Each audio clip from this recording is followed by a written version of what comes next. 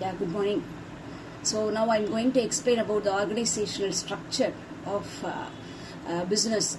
Okay, so it consists of some activities such as task allocation, coordination, supervision, which are directed towards the achievement of organizational aims. It can also be considered as the viewing glass or perspective through which individuals see their organization and its environment. Okay, so we have two types. Okay, so when we talk about that two types of organizational structure, we have to come into formal organization as well as informal organization. When you talk about formal organization, it is organized and it has some kind of further divisions, subdivisions like functional, divisional and matrix organization. And if you talk about the informal organization, we can say that the what all with the apart from the stakeholders, if you have any friends group or any for any purpose you have had a group and you converse with them apart from business, and that we call them to be informal organization. That means it is unorganized. Okay, so when we go in deep regarding the sub-classification of formal organizational structure, what is functional organizational structure? The functional structure groups positions into work units based on similar activities. If you have any similar activities, it can be grouped or clubbed so that it may be based upon their skill which are similar, or else the expertise which you have possess of similar nature, and also the resources for which we use, and that we can club under the functional organizational structure.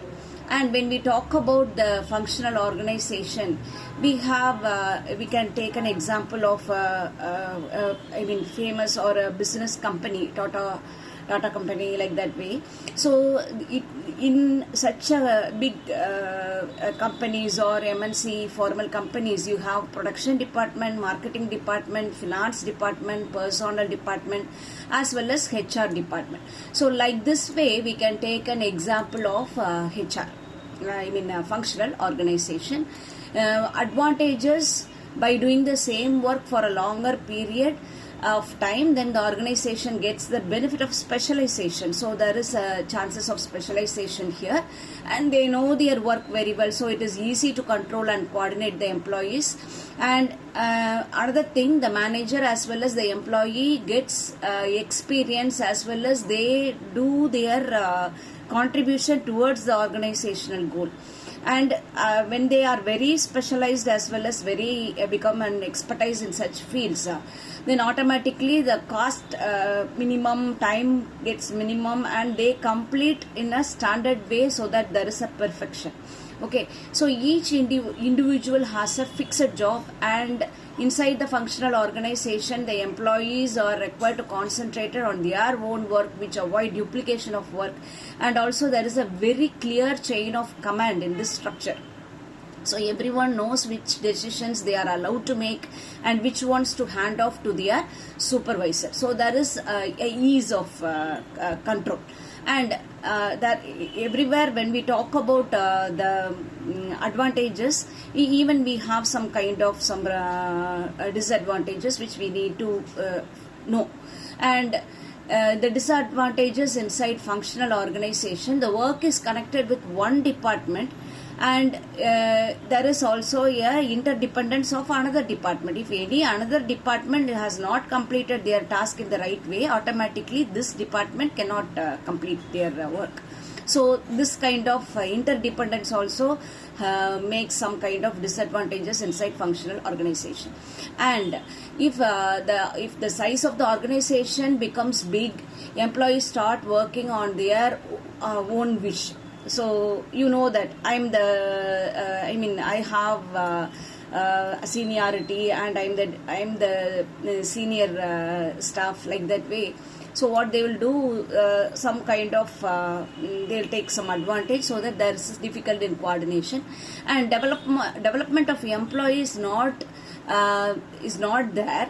as there is a lack of knowledge about the work in the organization apart from their work, because they are specialized in their only function and they don't know the other people's work.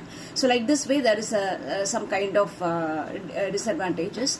And for example, sales department, if it insists in a customer friendly design, but when the service is not coinciding with the service, then automatically the sales will drop down. Like this way there is a disadvantage in the functions of organization.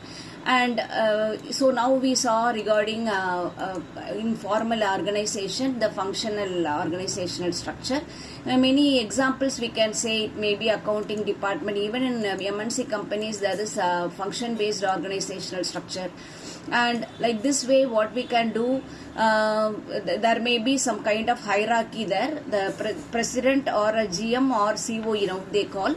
So he will be the sole person who will be controlling the functional department, and there will be production A, for example, product A, product B, like that way. Some many brands will be clubbed under this COE, and there will be manufacturing department, marketing department, customer service department, accounts and finance department, as well as the research department. So like this way we can have the examples here. So like this way, I think I have given you a very good information about the organizational structure of functional organization. When we and this can be used as a example for division based also. So here, what is the division based organizational structure? It is easier to assign the responsibility of actions which results for the organizational goal. So here the divisional structure works well in markets where there is a great deal of competition and where local managers can quickly shift the direction of their business. So like this way what we can do, the divisional organization also helps the organizational structure. Thank you.